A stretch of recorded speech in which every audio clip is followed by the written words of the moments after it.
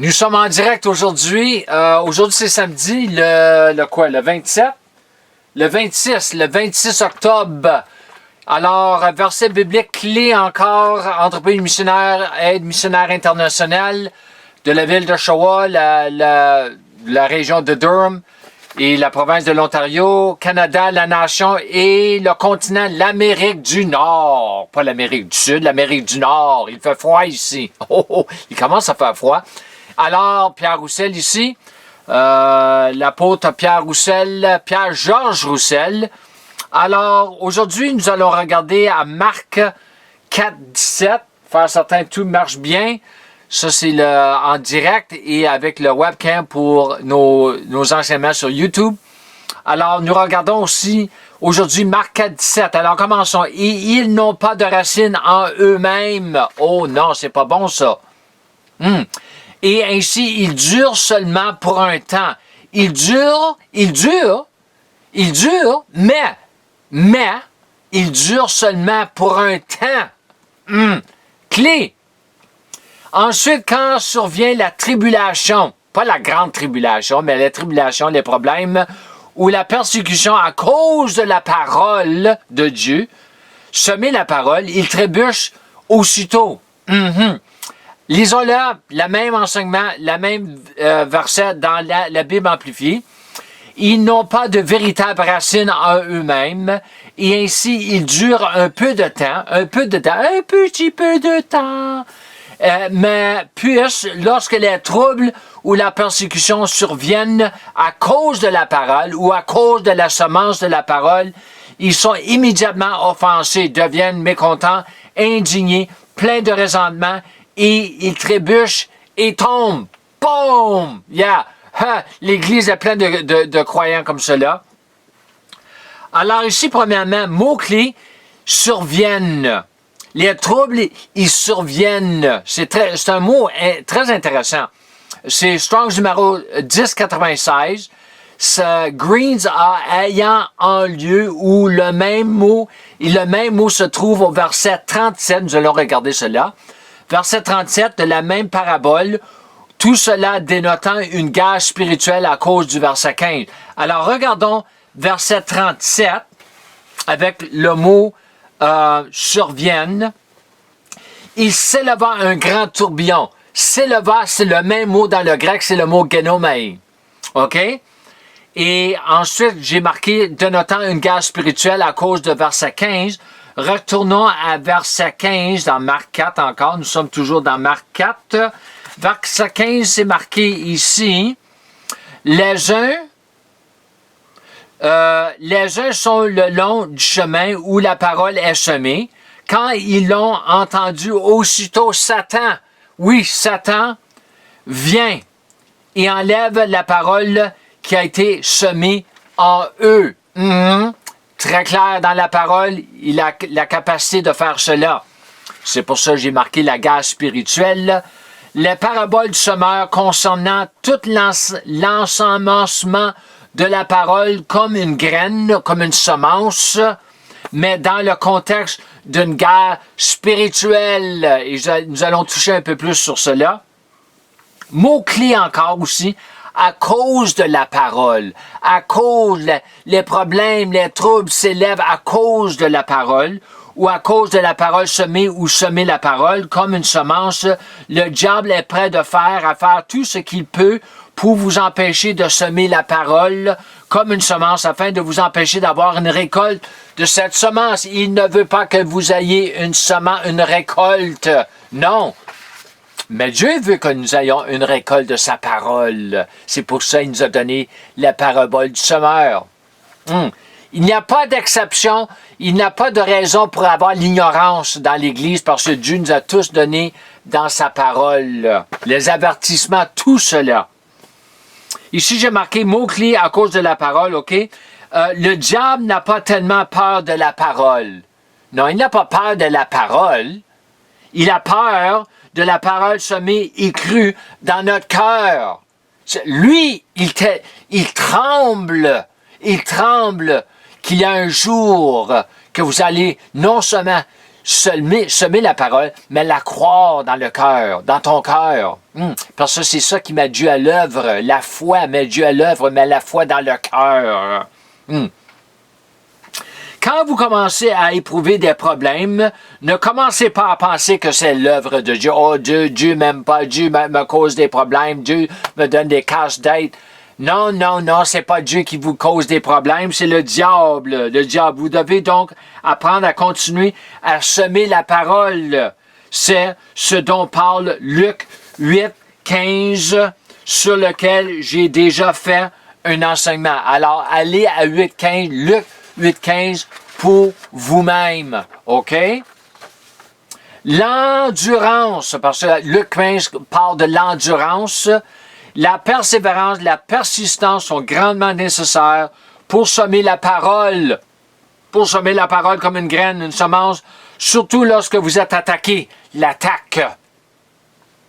Le diable ne va pas s'arrêter d'essayer de vous arrêter. Vous devez donc vous assurer de faire votre part. Le diable est très persistant, donc nous devons l'être aussi. Le diable est persistant à vous arrêter et nous devons être persistants à continuer, à persévérer jusqu'à temps que nous avons la récolte. Nous avons la récolte. Mot-clé encore ici, à cause de la parole, c'est Strong's numéro 1223, à cause de, en raison de, pour le bien de. Plus vous êtes déterminé à faire ce qu'il faut faire pour semer la parole, plus vous pouvez vous attendre à des oppositions de toutes sortes, principalement de la part de l'ennemi, certainement, mais aussi de ceux qui vous sont les plus proches des fois. C'est de valeur, mais c'est comme ça se passe souvent. Car ils ne comprennent pas ce que vous faites. Cela fait partie de la transformation de votre âme à son image. Semez la parole. Où vous la semez? Dans votre cœur. Mais le cœur, quelle partie est le cœur de l'homme? C'est l'âme. Nous sommes esprit, âme et corps. Mais l'âme et l'esprit font partie du cœur. Du cœur. Mais surtout, quand nous sommes sauvés, c'est l'âme qui a besoin d'être transformée en son image. C'est pas l'esprit de l'homme. L'esprit de l'homme est régénéré. C'est l'âme qui doit être renouvelée. L'intelligence, ça fait partie de l'âme. Ce que nous lisons dans ce verset, je vais lire le verset ici, ne s'applique pas seulement à Jésus, mais à tous ceux qui cherchent à l'imiter et à le suivre. Lisons Luc 4, 13, ça fait partie de la parole. Non, Luc 8, c'est la parabole. Luc 4, 13, lorsque le diable eut achevé toutes les tentations, il le laissa, c'est-à-dire qu'il s'éloigna de Jésus pour jusqu'à un autre moment plus opportun et plus favorable. Alors, c'est comme j'ai dit ici, il y a des moments où je sais qu'il se passe quelque chose dans ma maison qui n'a pas de Dieu. Il y a des moments, je sais, c'est l'atmosphère qui n'est pas bien. Je peux le sentir dans l'air ou tout autour de moi et cela m'a pris quelques années pour en discerner la vérité et en arriver à la bonne conclusion. Parce que des fois, on pense, c'est-tu moi ça ou c'est juste dans ma tête. Des fois, oui, c'est juste dans ta tête, mais souvent, c'est la guerre spirituelle et nous devons discerner cela pour bien faire, pour accomplir ce que nous voulons faire et éliminer les esprits. Au moins un démon. Discerner la vérité, en arriver à la bonne conclusion qu'il y a au moins un démon, un esprit qui essaie de me harceler ou de m'opprimer. Oui, ils sont envoyés pour nous harceler ou nous imprimer. Opprimer, pas déprimer, opprimer. Déprimer aussi. Et une fois que j'ai discerné cela, je ne commence pas à crier au diable, comme certains prédicateurs l'enseignent. Non, non, je ne crie pas au diable. Non. Mais je continue simplement à faire ce que je fais, comme semer la parole, confesser la parole, prier en langue, jeûner, tout cela. C'est toutes les choses que le diable est. Il n'aime pas ces choses-là. Il n'aime pas, mais Dieu aime. Tout ce que Dieu aime, le diable n'aime pas. Tout ce que le diable aime, Dieu n'aime pas. C'est simple, hein? Et finalement, cette oppression quitte l'atmosphère ou ma maison, certainement. Et oui, Ils reviendront plus tard, peut-être le lendemain, d'après Luc 4,13, certainement, une semaine ou même un mois plus tard, essayant de m'atteindre de la même manière ou d'une manière différente. Oui? L'atmosphère s'éclaircit. Ah, j'aime quand l'atmosphère s'éclaircit. Tant que nous serons ici sur la terre, il y aura une guerre spirituelle. Oui. Mais au ciel, quand nous allons être rendus au ciel, il n'y aura plus de cela. Pas pour l'éternité. Alléluia. Construire et faire grandir des racines, qui est trouvé dans Marc 4, 27 à 28. 4 Marc 27 à 28. Lisez-le à votre propre temps.